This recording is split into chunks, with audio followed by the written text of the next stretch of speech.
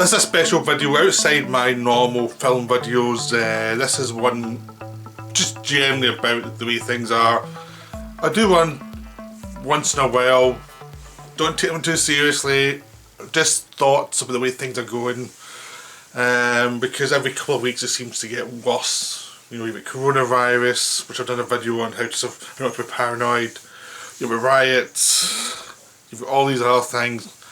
The thing that's bugging me at the moment though, just from been stuck in the house watching stuff all the time, is this thing called the right side of history. Now, it's something that was brought up in the early 2000s when we were against the wars in Iraq, you know, with the Bush stuff, and there was a phrase, you want to be the right side of history. That was something that was, even then, I thought was smug and annoying. I just did not like it. I thought it was really irritating. And just so self-serving. It was something actors and the promotion videos talked about a lot, the right side of history. It was just so irritating. And usually it was left-leaning actors who wanted to get good publicity and be following the right causes, and it was just excruciating. But I think it's something that's actually rotted and went through the entire culture since then, because it's become something that floats through the culture. Even when there's not a war you have to protest, it becomes something that is tied to egocentrism and just general smugness, and it's kind of caused a lot of problem in the culture in the last decade or so, where I think it's tied to a lot of stuff like free speech and state censorship and things like that, where people have as a view they have to be the right side of history, as if they're going to be remembered at all. You know, there's assumptions saying the right side of history you're going to be remembered, like your view of the world is really important. Now, I beg, every historical time you studied in school, everyone thought what they were doing was the important part of history.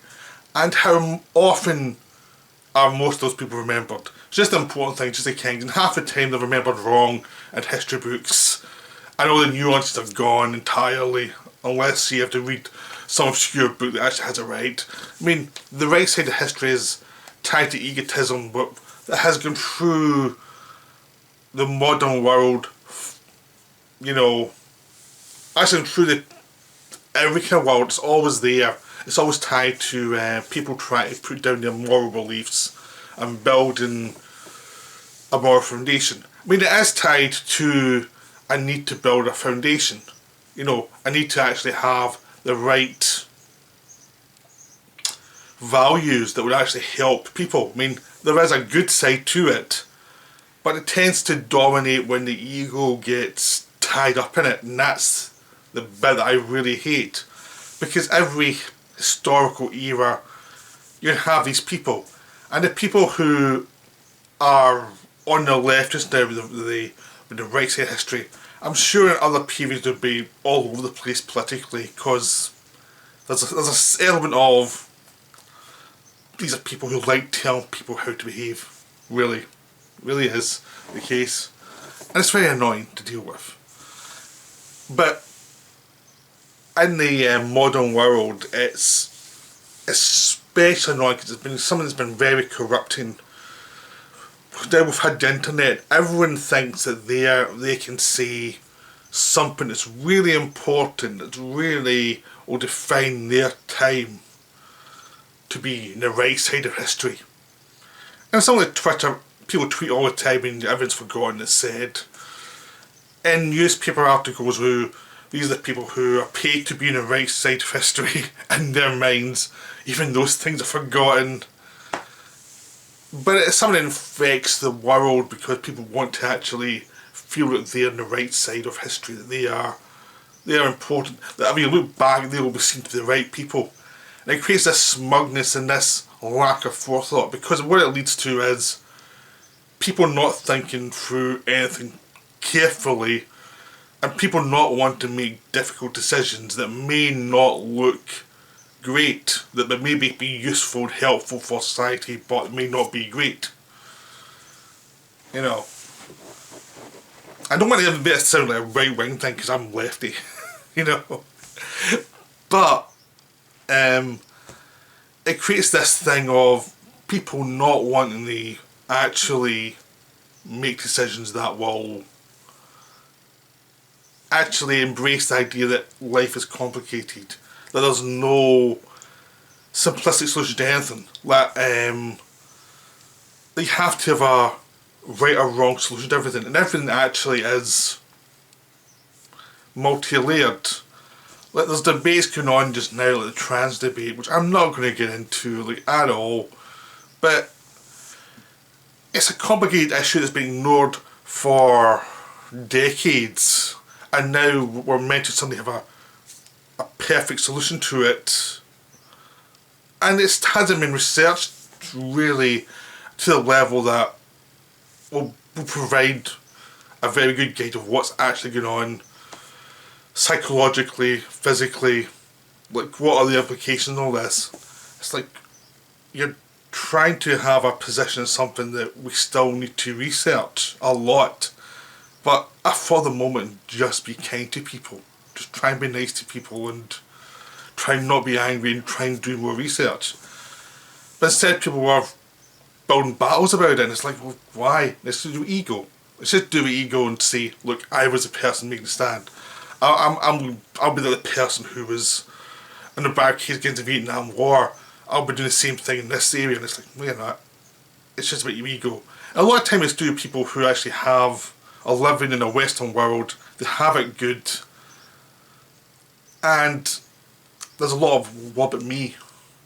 Why do you listen to me? And a lot of people who actually go online and talk don't know what they're talking about a lot of the time. And you shouldn't be listening to them, because everything they're saying is kind of weak and silly and it hasn't been thought through. And you kind of need to go further. I mean, you need to actually go to people who actually are going to embrace complications. So if someone says on Twitter that's a right and wrong issue, usually it's not. Usually there's lots of complications that people do not want to deal with. They want the simple buzz of, I was right. And that's destructive to society, because most issues, there's no simple right or wrong. It's complications. There's going to be bad players on every side who are trying to manipulate it to actually get their own way. There's just complications in life that you just have to deal with. I always trust someone who I'm more likely to trust someone who says, I don't know everything, these are my thoughts. And you start to build thoughts, you start to build situations, actually build theories, rather than try to say, I've got the right solution straight away. Because you don't. You really don't. You're simplifying and you're creating arguments before you've even got most of the facts. And that's why I think free speech is really important. I don't want to be a big free speech absolutist or anything crap like that, because it can be a very annoying subject if you watch anything about it. But I do believe free speech should be an absolute. But it's something that you have to allow for the fact that people will disagree with you. People will disagree with you. You just have to take it as a must. People will disagree with you. Don't try and block people who disagree with you. You can discuss things with them, but don't be a smug git, and don't do the wrong side of history thing or the right side of history thing. Just try and talk to people, and you'll find that free speech is fine. Because the thing is, the only reason we're having any of these videos or any of these Twitter wars or anything, because we've got free speech. And actually limiting people's ability is just fascism. So I agree with free speech, even for people who I can't stand.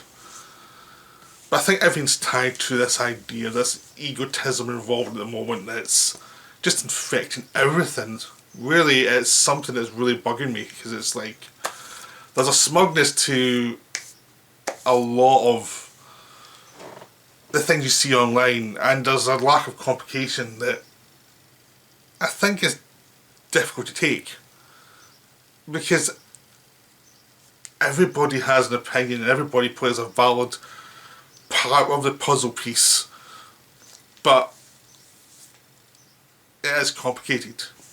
But the reason I think free speech is important is because it's a thing that allows us to develop ideas through time, through the complications, through the difficulties, and to find all the details you need to get a good overview of something. You need the free speech, you need the freedom to argue. Because if you look in the past, there's been a lot of restrictions through religion and through people's superstitions that stopped a lot of discoveries getting made earlier than they were made. And that's because there wasn't any free speech. So development went at a much slower pace. And that's what's going to happen if you restrict free speech again. Development of ideas, development of theories, development of solutions to problems will become difficult to find again, and it will slow down because there's going to be lawful limitations on what people can say. The problem with free speech is there's a lot of obnoxiousness. But that's life. You can turn those things off if you don't like it. Just don't advocate to ban people or cancel people, because that's just disgusting. I just think free speech is needed to develop people, to develop solutions and arguments and create complexity. And you'll see the idiots emerge and fall away all the time, and you'll see who you can trust. But you need a kind of a faith in humanity to keep pushing forward and keep fighting against limitations placed on people's ability to talk things through. That's always the thing that's going against development. And you need the space to get things wrong. I mean, at the moment, one of the places that get massive bashing from the free speech advocates is universities, and some of it is very much justified for some intolerance that goes on there. But you need to be able to have universities that can make mistakes and theories and go down the wrong roads, then get pulled back and go down the next set of roads. You need that for intellectual area to be treated fairly, but also be allowed space to develop to get the good theories that will help society. But it is difficult. So I think even all of these free speech wars, there's always lots of problems with how people discuss it, and it's a simple solution. These people are brainwashing everybody, they must be thrown out. Or, on the other side, these people are fascists, so they must be ignored. And it's not like that. It's much more complicated. You need to have the space to develop stuff. You need to have the space to get things wrong, but you also need the space to just try things. Use a scientific method, try things out, see where they're going, adjust it when they go wrong, and try and get yourself to the right path. So I think there's a sense you have to abolish everything in universities, which I think is a terrible idea. You need those areas to develop your intellectual side of any healthy society. You just need to be careful that they don't get corrupted one way or the other. And I think you also need to be careful not to allow people's egos, which is getting to be the right side of history, is something you'd be careful about. Because really, if you look at it, we have a small planet in a small galaxy in the universe, and most of what we're doing, including this video, is completely unimportant. I hope that has made some sort of sense.